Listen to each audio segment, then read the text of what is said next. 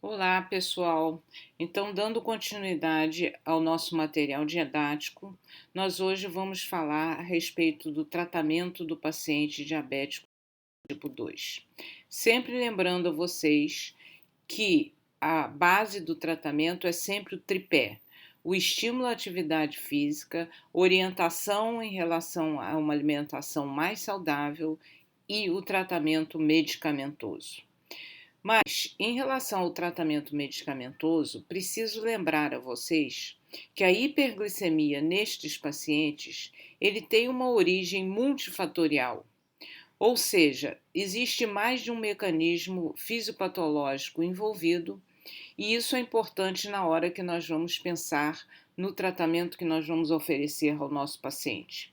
Então, veja bem, existem pelo menos 8 mecanismos envolvidos.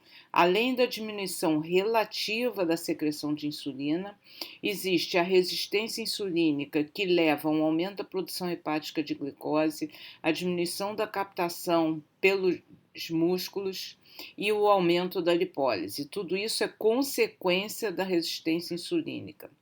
Paralelamente, existe um aumento da reabsorção renal de glicose, uma diminuição de efeito incretínico, bem como uma disfunção dos neurotransmissores. E, por isso, nós muitas vezes temos que lançar mão de vários medicamentos para o tratamento do paciente. Inicialmente, nós vamos abordar as drogas que agem na resistência insulínica. A primeira delas, é largamente conhecida de vocês, é do grupo das bigonidas, que é a metformina. Uma outra droga que é a pioglitazona, do grupo das tiazoledinedionas. Muito bem, ambas melhoram a resistência insulínica. Entretanto, existe uma diferença entre elas. A metformina, ela age principalmente na diminuição da produção hepática de glicose, enquanto que a pioglitazona, ela diminui a resistência periférica, seja a nível de músculo quanto a nível de tecido adiposo.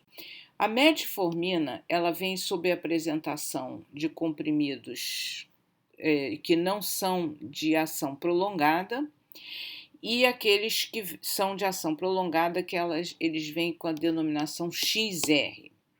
Além do tempo de ação, é importante saber que o XR ele tem menos efeito colateral que a metformina comum.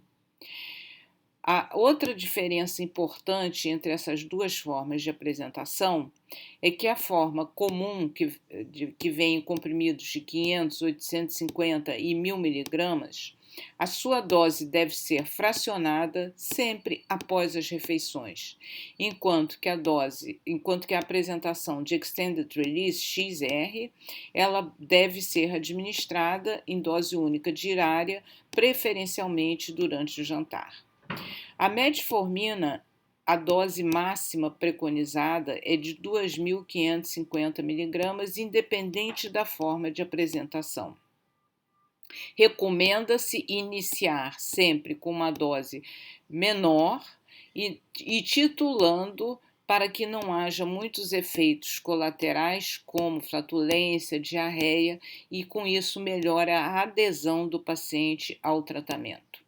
Ela tem uma eficácia de diminuir a hemoglobina glicada em torno de 1 a 2%, e dentre as inúmeras vantagens, a principal delas é a extensa experiência, é a droga mais prescrita para o tratamento do paciente portador de diabetes tipo 2 no mundo inteiro, não provoca hipoglicemia e pode ter uma ação discreta na perda de peso. Lembrando a questão dos efeitos colaterais que eu já citei anteriormente, mas também pode ocorrer quando o paciente usa há muito tempo doses elevadas de deficiência de vitamina B12. Então, é recomendável que você avalie a vitamina B12 se o seu paciente está usando há muito tempo dose elevada de metformina. Outras vantagens, né, da metformina é a diminuição dos triglicerídeos e dos ácidos graxos livres, uma melhora do nível do perfil lipídico, uma melhora da fibrinólise, uma diminuição do estresse oxidativo, melhora da disfunção endotelial, melhora do fluxo sanguíneo e veja bem, ela também pode ser usada e é muito usado no tratamento da síndrome do ovário policístico. Quanto à redução da esteatose hepática, isso daí é muito debatido e é questionável. Mas lembre-se sempre que existem contraindicações formais ao uso da metformina. Uma delas diz respeito à taxa da filtração glomerular.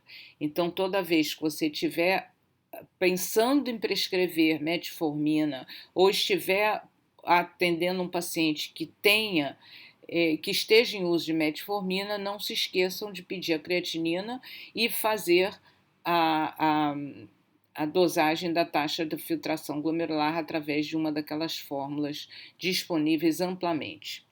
Cuidado naqueles pacientes que têm cirrose hepática, doença pulmonar obstrutiva crônica, insuficiência cardíaca descompensada, ou em fase aguda, seja de doença miocárdica ou qualquer outra fase aguda de doença, o ideal é que se suspenda a metformina. A outra droga que nós temos para o tratamento da resistência insulínica é a pioglitazona. Como as duas drogas, a metformina e a pioglitazona, ela tem mecanismos de ação complementar, elas podem ser usadas no mesmo paciente, visando a melhora da resistência insulínica a nível de fígado, músculo e tecido adiposo. A pioglitazona ela vem sob apresentação de 15, 30 e 45 miligramas e a dose mais usada é de 30 miligramas. Pode ser usada em dose única diária, em qualquer horário, independente da alimentação. Ela tem o potencial de diminuir a hemoglobina glicada de 0,5% a 1,5%. Entretanto, lembro que o efeito pleno só é atingido após cerca de 2 ou 3 meses. Isso daí é bastante importante. Outras vantagens do uso da pioglitazona diz respeito também aos níveis de lipídios, ele aumenta discretamente o HDL colesterol, diminui o triglicerídeo e o ácido graxo livre, tem uma ação sobre as adipocinas pró-inflamatórias, diminuindo essas adipocinas, melhora a esteatose hepática, inclusive é uma das drogas com resultado na NASH, que é a esteatohepatite não alcoólica, e tem estudo científico mostrando a diminuição de eventos cardiovasculares, no caso o proactive. Entretanto, alguns efeitos adversos precisam ser lembrados. O primeiro deles é que ele aumenta o risco de fratura, portanto, usar com cuidado em mulheres na pós-menopausa. Ela pode levar a redução hídrica e a um ganho de peso por redistribuição de gordura. Então, esses pacientes eles podem ganhar cerca de 2 quilos, que é o que tem sido visto em estudos científicos. Está contraindicado em pacientes com hepatopatia grave, que tenham aumento da enzima hepática significativa, em insuficiência cardíaca congestiva classe funcional 3 e 4, não está indicada para o tratamento de diabetes tipo 1 e não existe segurança em relação à gestante. No próximo bloco, nós veremos outro grupo de drogas que são usadas no tratamento do paciente diabético tipo 2.